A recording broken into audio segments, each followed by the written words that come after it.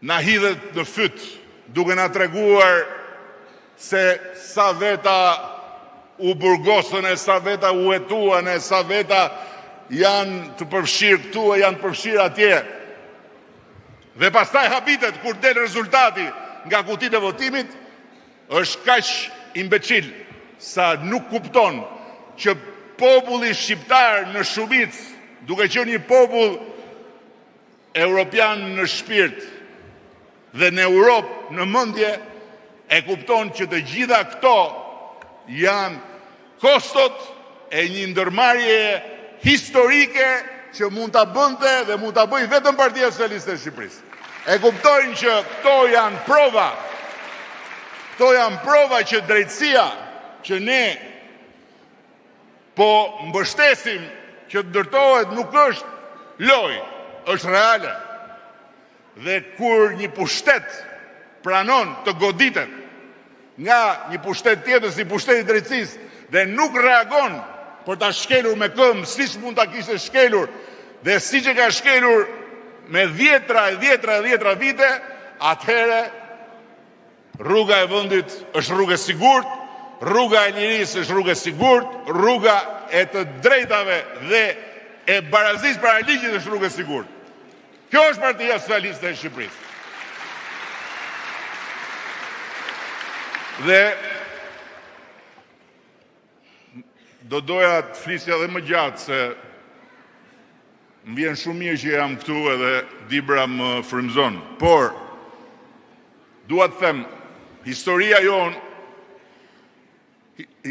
e Partisë Socialiste është njësh me historinë e vendit dhe çfarë shef në historinë e Partisë Socialiste reflektohet në historinë e vendit. Kur Partia Socialiste masakrohet, i burgoset udhëheqësi i saj, i shkelen në mënyrë të vazhdueshme të drejtat, i grabiten votat, Shqipëria shkon te poshtë dhe shqiptarët e paguajnë edhe më keq se sa komisionerët e Partisë Socialiste, sepse atyre ju morën votat, ndërsa gjithë shqiptarëve i zhveshën nga pasuria dhe i nxorën në rrugë si sklever pas gjë, që ju ranë mbi kokë piramidat e Sudes edhe të gjitha atyre mashtruzve.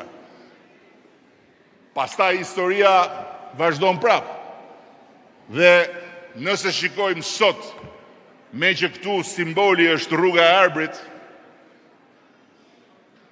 sa herë që rruga e Arbrit u premtua, po aq herë nuk u bë. Ndërkohë që ne thamë që do ta bëjmë dhe ne e bëm siç e thamë. Nuk e kam dhe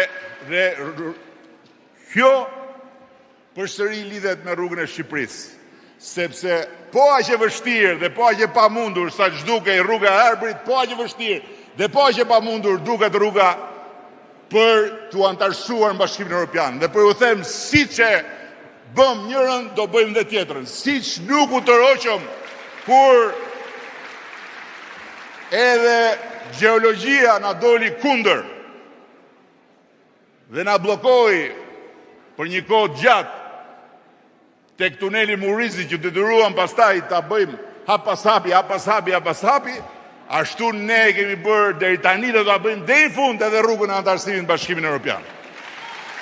Dhe edhe ai tunel do hapet përfundimisht për Shqipërinë dhe për shqiptarët. Dhe përfundimisht Shqipëria dhe shqiptarët do të jenë të lidhur me Europën, siç është sot Dibra e lidhur me Tiranën, që është bërë jashtëku i